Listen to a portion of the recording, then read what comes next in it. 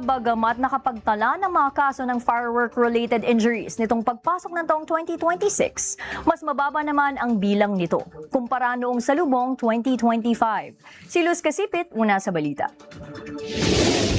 Mas bumaba pa kumpara sa nakarang taon ang bilang ng mga kaso ng firework-related injuries sa bansa nitong pagsalubungan ng bagong taon.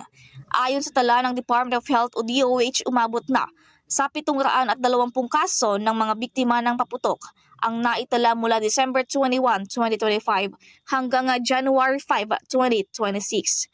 Tinatayang bumaba ng 14% ang bilang kumpara sa nasa 834 na kaso nitong nakarang taon sa kaparehong panahon. Ilan sa mga paputok na nakapagdulot ng pinsala sa mga biktima ay ang ilang mga accessible na paputok sa merkado tulad ng Quitis, 5-star, whistle bomb, boga at piccolo.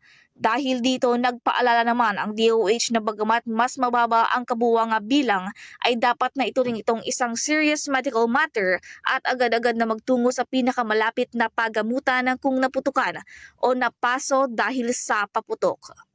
Nauuna sa mga balitang totoo at laging bago. Luz Casipit, alauna sa balita, Congress TV.